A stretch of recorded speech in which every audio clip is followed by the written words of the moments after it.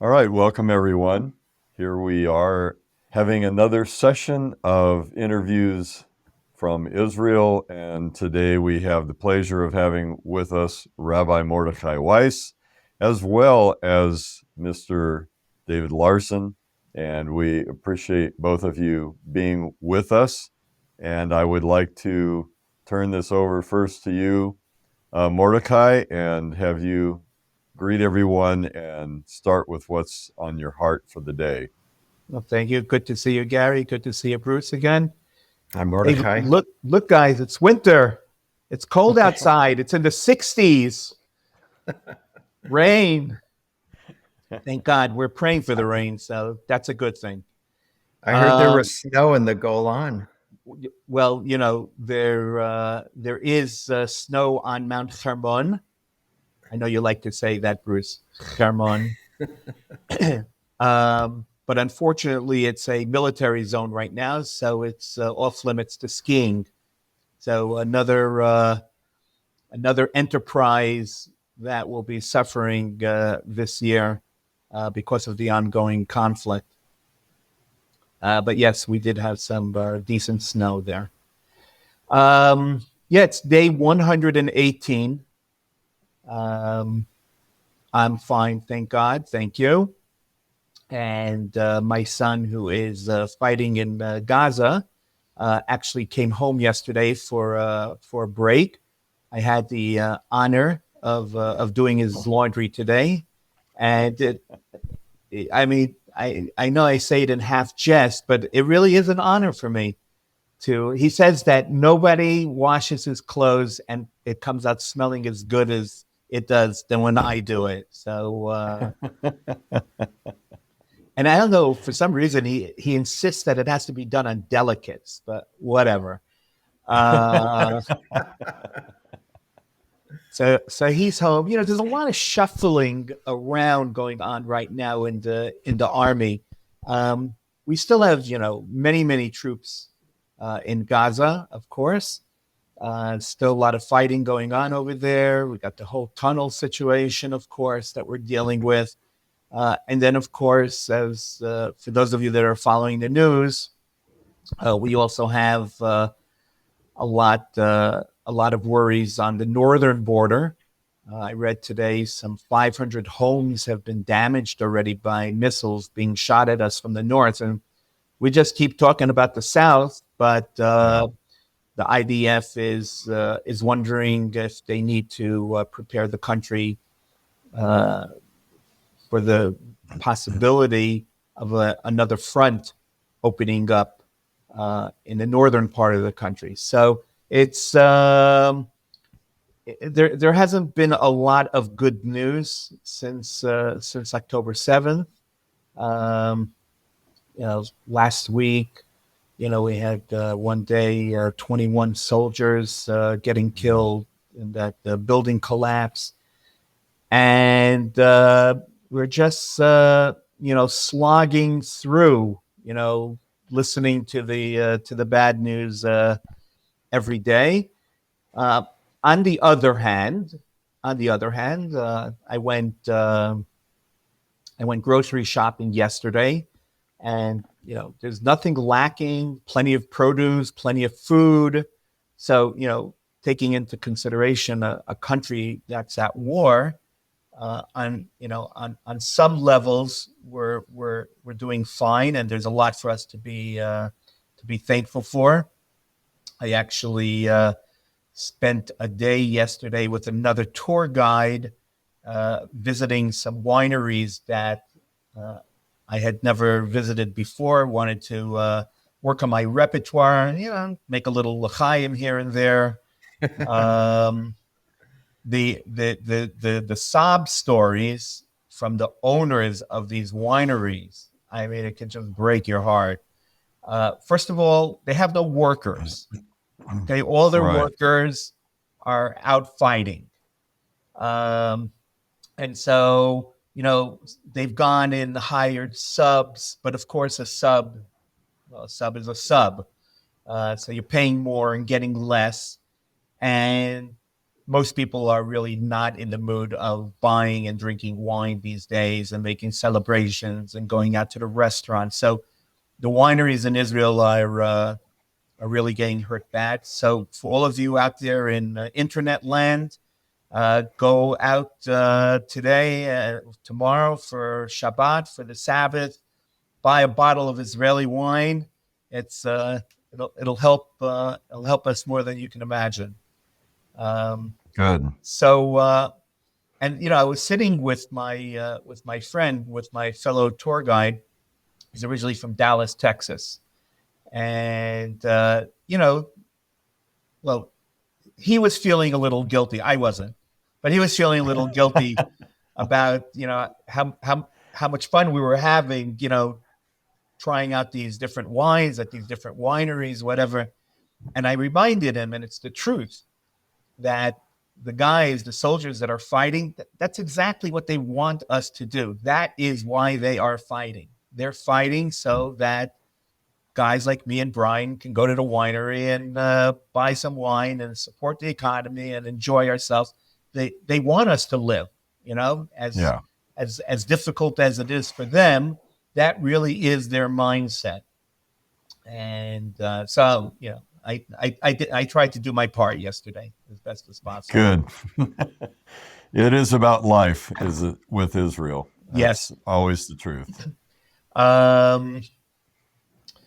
What else? Here and there, we see some cracks in the political unity, but kind of to be expected. Nothing really major yet, but it's always a little scary for us, regular Joes. We kind of want the people in charge to keep their act together and keep the bickering at a minimum, so that the soldiers can do their job and get the job done right. And the reason they've been able to do what they've done until now is because of the great unity that we have had here in the country since October 7th. So we're hoping that most of that unity will stay intact for as long as possible. The reality is there will come a point, whenever that will be, when people are going to start calling for new elections and all that usual nonsense that we're used to here in Israel. So hopefully they can hold off on that for a little bit, for a little while. Here in my community, the other day, we had a terrorist infiltration simulation, which was really not something that we've ever had before. And that's because many communities throughout Israel, have seen the videos and have taken the possibility of an attack very, very real. And so these type of precautions are being taken now by different communities. And we had to do the same thing over here. I mean, we thank God we've never had any type of infiltration, but neither did most of those communities that were attacked on October 7th. Mm-hmm. And so there is this heightened sense of security, obviously, because of what happened on October 7th. My wife is in the United States. She went to go visit her father. He's doing fine. He lives in Brooklyn. I took her to the airport.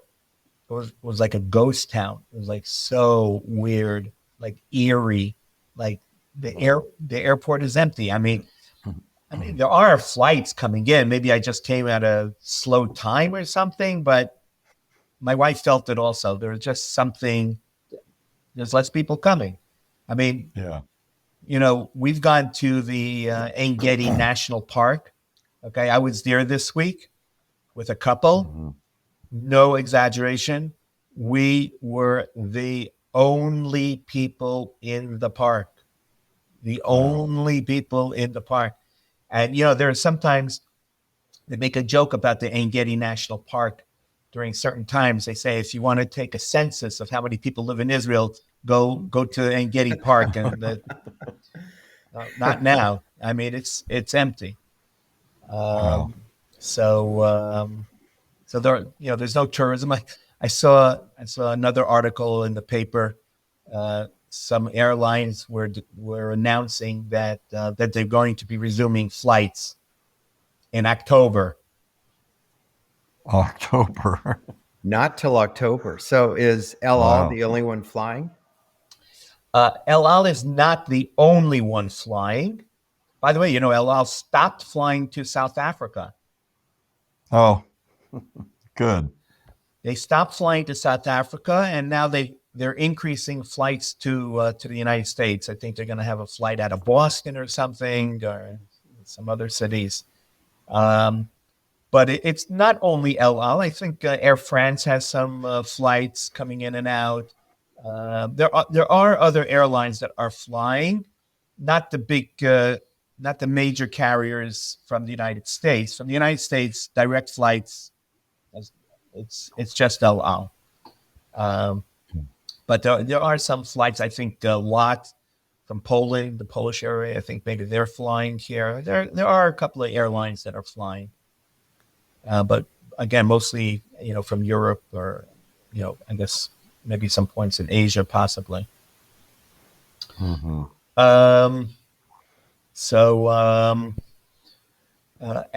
And one last thing, also, when I was with these people, so we went hunting for a restaurant for lunch, and like one after another, closed.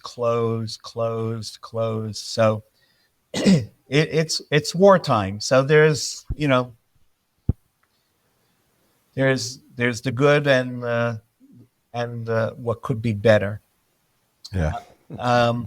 One of the very positive signs that we've seen, unfortunately, but fortunately, as a result of what's been happening since October 7th, is this unbelievable growth of volunteerism in Israel, and that's because of the great need for all different types of groups.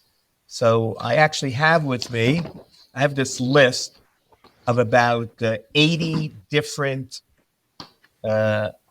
groups that have been formed for the most part since October 7th.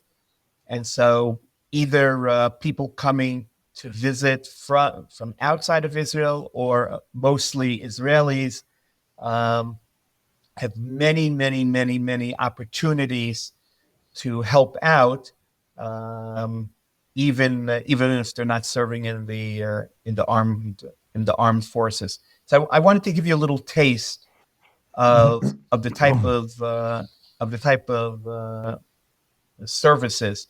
So this is for you, Bruce. Okay. Do you know what the word "safta" means in English? Safta. Safta is grandmother.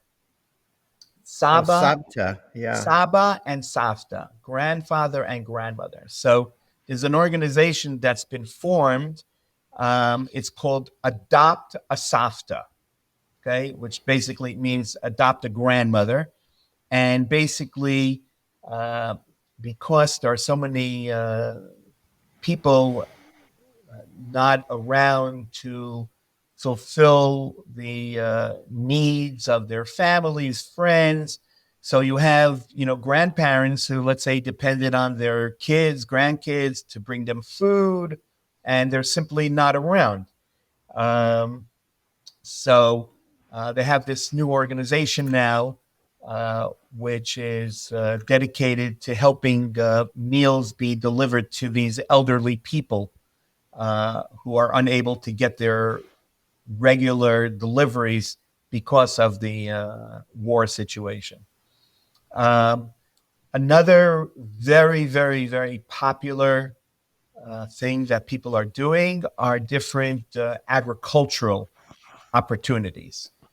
So Right. again, um, you know, right now Israel's harvesting strawberries and tangerines and lemons and avocados, and there's no workers around. Okay, uh, most of the workers are, you know, fulfilling their responsibility as reservists, and so all throughout the country there are these different WhatsApp groups, and the information is pretty much fed into this group on a daily basis from different farmers. So a farmer, you know, in the Jerusalem area, or a farmer in the southern part of the country, or a farmer in the Tel Aviv area, he'll say, you know, I need volunteers tomorrow to come, you know, help me pick my lemons or whatever, and then either you get there on your own, or more often than not, they have some type of organized, you know, bus, you know, take you in the morning, bring you back at the end of the day. So there's a lot of opportunities for people to help out with the agriculture. Pambellas, I know you know what a pambella is. You know, they look like these very, very large grapefruits. So they're also being harvested now. And some fields need to be planted. A lot of fruit needs to be packed. So these are all types of things that volunteers have stepped in to help out during these times. There's actually an organization called Arevut, and you can just contact them and say, you know, I'm coming to Israel for a week with my 13-year-old son. Can you give me some suggestions of things what to do? And you know, they'll give you, you know, a whole list of things. So it's also very organized, very centralized.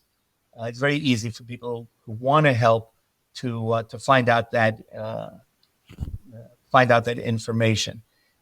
You also have another group, and their responsibility is to actually help out the families of the reservists.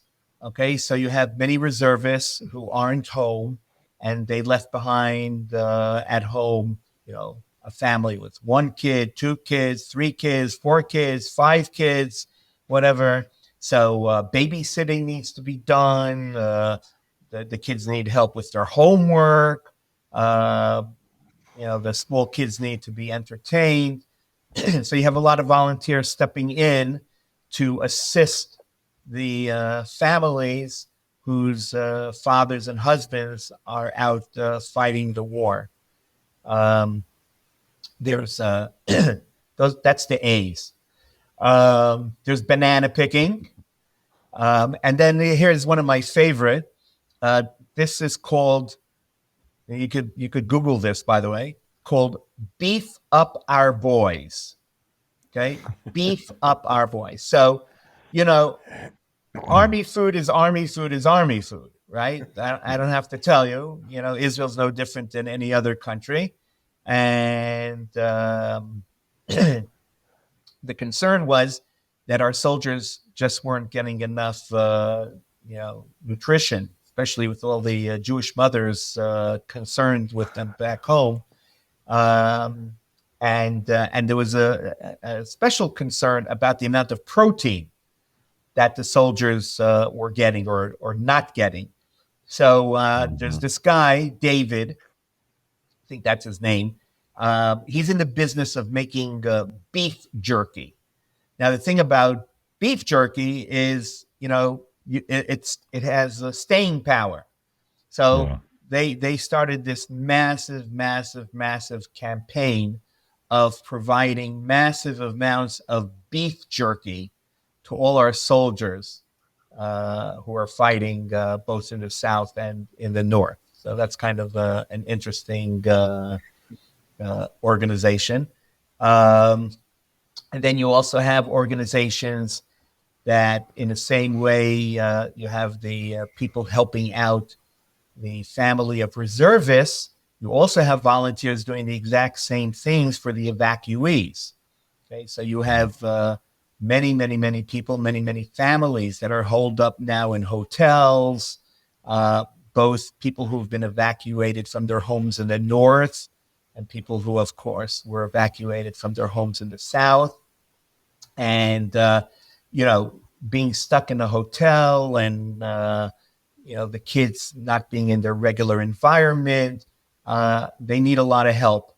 And so people have been stepping up to the plate and volunteering and helping out those people holed up in those hotels as well. And then, of course, you have the unfortunate new organization called Bring Them Home. Okay, and Bring Them Home is dedicated to publicizing and keeping in the news, let people know. We all have short memories, and they have all kinds of events which are geared to constantly, reminding people about the people who are still being kept hostage. Unfortunately, every day that goes by, more horrific details of what those hostages are going through is revealed by other hostages who have been released. I know some survivors and hostages who were released have actually come to the United States to speak as well. When you hear those people speak, it's like mind-boggling to think that somebody could not condemn wholeheartedly what happened on October 7th, but that's another conversation. Right. Cat feeding. Okay, so people were evacuated from their homes and they couldn't take their pets with them, so they had to leave their pet cats behind. And so there's an organization that goes out and makes sure that the animals, the pets, are fed. The ones that were left behind. There's an organization in Jerusalem. They're involved with making sandwiches every day for the soldiers, and then they're distributed. We also have an organization. It's called Chayal's Angel. A Chayal is a soldier, and these angels, they're actually physical therapists, acupuncturists, yoga teachers. So they're also sent to help out the soldiers. There's another volunteer group who provides over 500 meals a day for both the soldiers and the people who have been evacuated. You have another organization.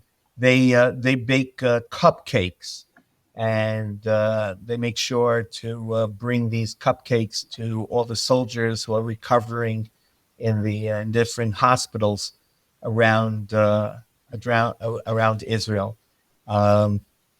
You have one group who's involved with helping out different wineries because the vines have to be pruned now.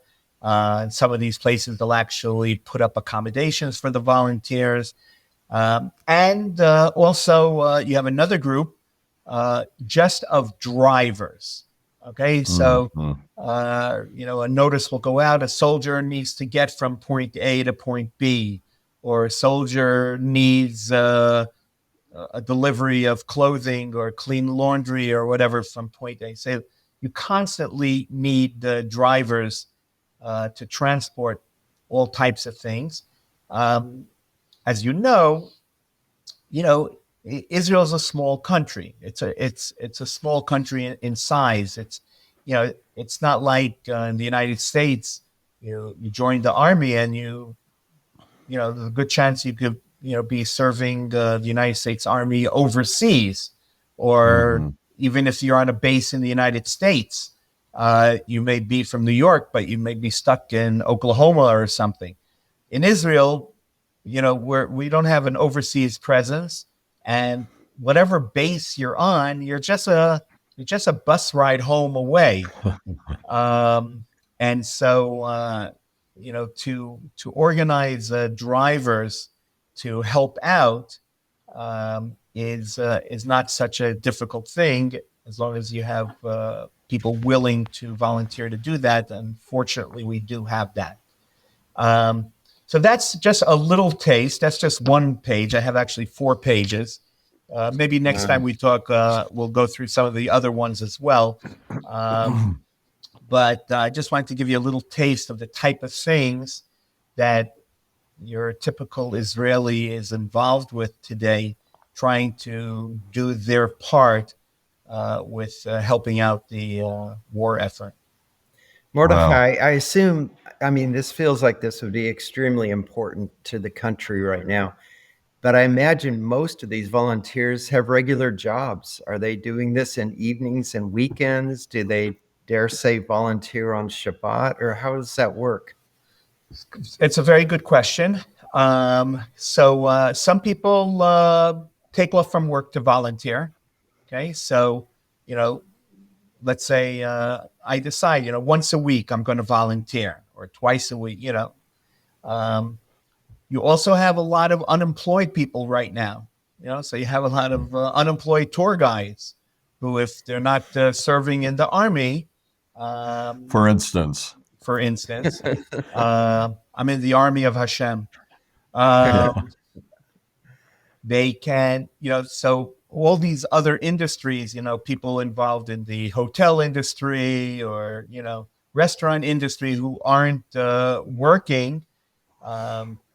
And you have all these people that have been evacuated and have been displaced. So they're also not at their regular job. So everyone is chipping in.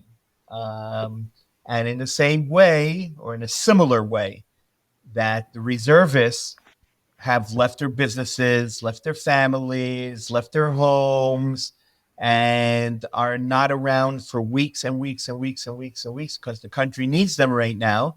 That's how we all feel. So, at the very least, if I can't get out there, to the front line, at least I could do my part, helping out on a farm. So younger people are very much involved in this. Students. It's really a beautiful thing to see how many people are just have that desire to do whatever they can to help out. Yeah, that's really been the heart we've heard since the beginning of this, but I can see how much more organized it's becoming with these different people in place. So are any of these taking donations to help out with what they're doing, or is it pretty much within the country? So listen, for example, the beef jerky, beef up boy, that's an expensive venture. So yeah, sure, they take donations in order to be able to buy as much of the meat as possible in order to be able to provide as much of these beef jerkies that they can to the soldiers. So some of the organizations require more funding than others. Okay. Well, maybe at some point we could get that list from you and find a way to post it on the website. So if people are interested in more areas to donate to, they can see those. Okay. Great. Well, as always, Mordecai, we appreciate having you with us, and it's just a touch with the nation and the heart of the people. And I know that everyone that we're associated with is very much with you, and just continuing to pray, especially against this anti-Semitism that is spreading in many areas, but also really wanting yourself, your family, the nation to feel how many there are that are supporting Israel, supporting the war effort, and recognizing that this is something that must be done. It is untenable to go back to a way of life that existed before, where Israel is facing rocket fire coming into the communities randomly on a consistent basis, as well as the incursion into the nation. And this is something that can't be forgotten, the cutting edge of what this is all about, that Hamas must go. There must be true security and safety for Israel as a country, for those especially living in border communities, which, as you've talked about today, many of these in the border communities, south and north, are where the farming interests are, and much of the heart of the economy that comes from those areas is being hugely impacted, as well as so many families that are being dislocated from their homes.